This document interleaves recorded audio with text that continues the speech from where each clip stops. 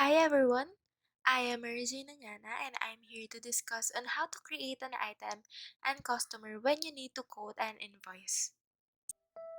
Products and services are referred to as items in Business Central wherein they serve as the basis for trade capabilities.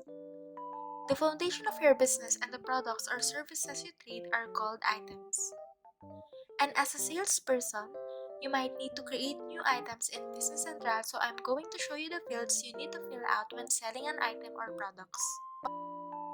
To create a new item, you just need to click the sales, and under the sales button, click the item. So we'll choose new to create a new item. If we have made templates for the products, a page will appear and ask us which template we want to use. And do you know that we can save time and improve consistency by using item templates? And we can create templates that include details about the characteristics that particular sorts of products have. So in this case, we have the item and service. And as a salesperson, I would like to create an item. So I'm gonna choose the item. So as you can see, this is a new item card and it will automatically get the new number if you have to find a number series.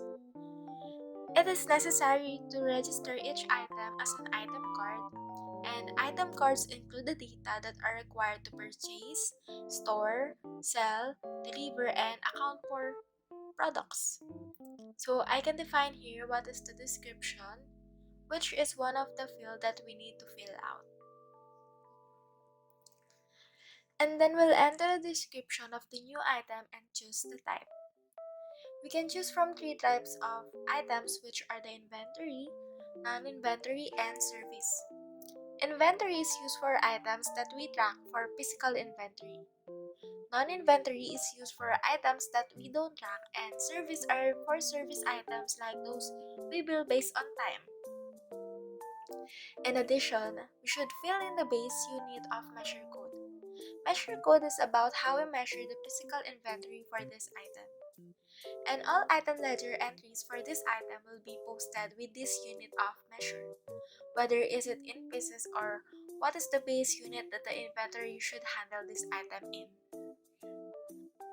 You might also enter the item category code, which is frequently requested by the sales department, which desires to classify the things into several groups. And by choosing an option in the item category code field, we may also categorize the object. Therefore, those are the fields on the item tab that you need to fill out in the most frequently. Moving on, for the inventory tab, we can define here the physical attributes of the item in the net weight, gross weight, and unit volume fields. And do you know that we can also put some safeguard in place here? Like, for example, the stockout warning parameter allows us to define whether we want a warning message to when a customer selects an item on a sales document, yet the quantity they are purchasing will lower the inventory level below zero. Alternatively, we can stop users from posting sales papers if the quantity will lower the inventory level for the item below zero in the prevent negative inventory field. And then you can drill down to the custom posting tab. Custom posting tab is typically a tab for the financial department, and some of the areas must be explicitly filled out so that mistakes are avoided. Here, we'll choose a costing method to specify how we want to calculate the cost of the item. For the costing method, whether it should be first in, first out, or last in, first out, specific, average, or standard. To ensure you complete this accurately, you should ask for your finance department to verify it. And additionally, there is a section for posting details that explains how the items are posted in the chart of accounts. The general product posting group field specifies the ledger accounts for selling and buying the item, while the inventory posting group field specifies the general ledger account in the balance sheet.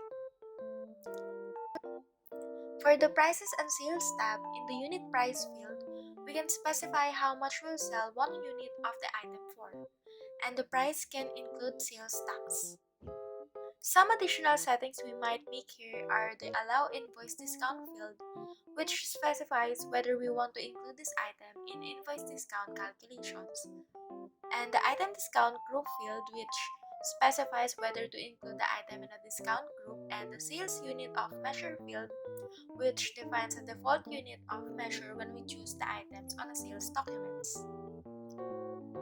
On the other tabs, we can also add extra details about the item. We can input options for refilling the item on the replenishment tab. We can discover the parameters for reordering the item on the planning tab. If we wish to monitor this item in our supply chain using a serial or lot number, we can choose an option in the item tracking code field on the item tracking path tab. Last but not the least, the warehouse tab is where we may locate options if we are in warehousing capabilities. And that's it. Our item is created and ready to sell.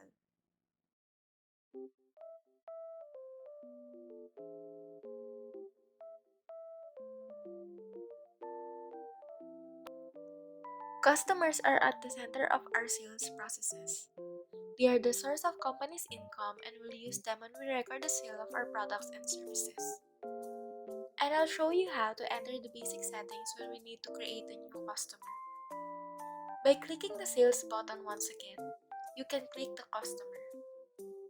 We'll choose new to open a blank customer card. And if we had templates for customers, a page will open asking us to select a template to use. When adding new customers, using templates helps ensures that the data is correct and saves time.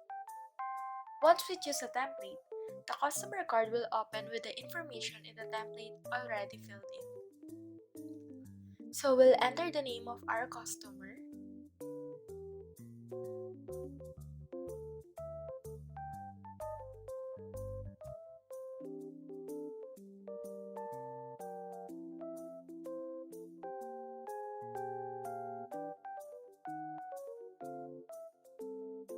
and on the General tab, we can also specify a credit limit for the customer, the salesperson who manages the account, and the responsibility center.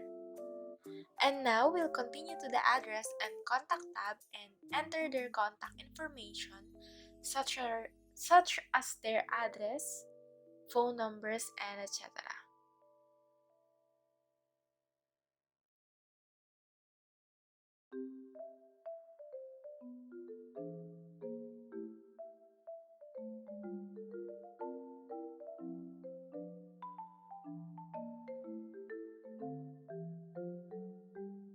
We will specify how we will publish transactions for this customer to the general ledger under posting information on the invoicing tab.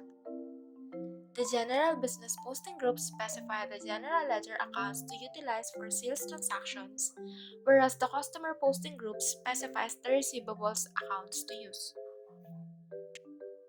On the payments tab, we'll fill in the prepayment percentage that this customer should pay on sales orders. The customer is now ready for use in our transactions.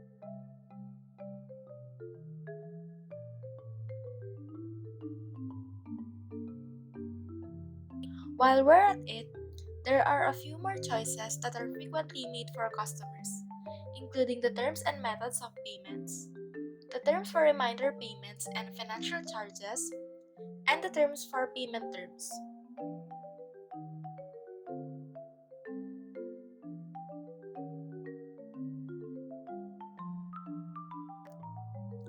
You can hover over any of these fields to get a tooltip if you're curious about what they specifically do. And that's it. We can now start selling to our new customer.